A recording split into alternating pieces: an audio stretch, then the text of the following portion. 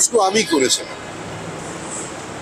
রাজ্যসভার করা আমার এই প্রশ্নের উত্তরে সংশ্লিষ্ট মন্ত্রক থেকে মন্ত্রীরা জানিয়েছেন, সেটা থেকে এটা পরিষ্কার যে এই মুহূর্তে শিক্ষার উৎকর্ষ সাধন কিংবা কোনোভাবে যাদবপুর বিশ্ববিদ্যালয়ের মর্যাদা রক্ষা করতে বিন্দুমাত্র তৎপর রাজ্য সরকার নয়, এদের কোনো আগ্রহই নেই।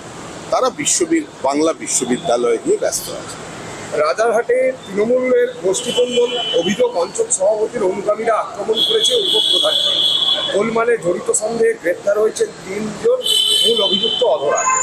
তো সৎসঙ্গে স্বর্গবাস, অসৎ সঙ্গে সর্বনাশ, এটাই তো শাস্ত্রে আছে।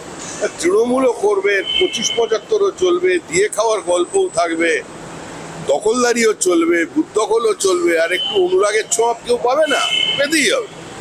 তৃণমূল মানেই এটা চলছে, এটাই চলবে। আর ভুয়ো ভোটার নিয়ে আলোচনা চাইছে রাজ্যসভায় তৃণমূল কংগ্রেস, কি বলবেন? ভুয়ো ভোটার নিয়ে আলোচনা চাইছে। তৃণমূল ব্যাপারটাই তো ভুয়ো, তৃণমূলই ভূত,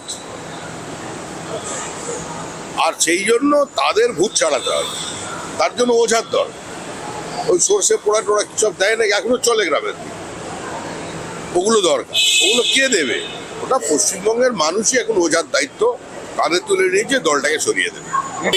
এখনো দমদম বিমানবন্দরটা দাবি করেনি, এরপরে এটাও করবে, বলবে গোটা পশ্চিমবঙ্গটাই আমাদের, এই জন্যই তো বিল আনার দরকার হয়।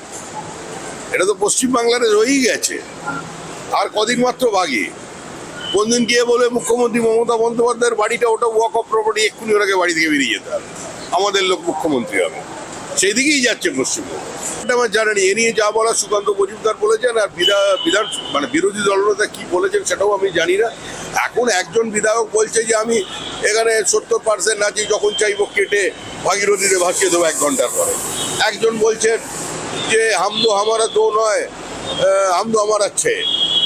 একজন ধর্মান্তকরণের কথা বলছে। তাদের সম্পর্কেই আমাদের বিরোধী দলনেতা এই ধরনের মন্তব্য করেছেন, তার বক্তব্যকে ভুলভাবে উপস্থাপিত করা হচ্ছে। বিধানসভা মাছি বলতে পারে না, সেখানে কিন্তু বহিরাগতদের দেখা যাচ্ছে। সব জায়গায় বহিরাগত, সব জায়গায় রোহিঙ্গা, সব জায়গায় বাংলাদেশি মুসলমান অনুপ্রবেশকারী, এটাই হচ্ছে এই সময়ের দস্তুর। এর নামই তৃণমূল কংগ্রেস, এগিয়ে বাংলা দিয়েছে। এটা বেঙ্গল বিষয়ে কাজ 11টার মধ্যে দলগুলো শেষ করতে হবে। হয়ে গেছে, দলগুলো একদম পার্মানেন্ট ঘোষণা করে দিন না। এটাও বাংলাদেশ হয়ে গেছে। সময়ের অপেক্ষা কি? পুলিশের টুপি পরে, মাথায় ভেজ টুপি পরে নিন, মুখ্যমন্ত্রী হিজাব পরে নিন, একদম 16 কলা পূর্ণ হয়ে গেছে। সময় এসে গেছে, এই সময়টারই দরকার ছিল।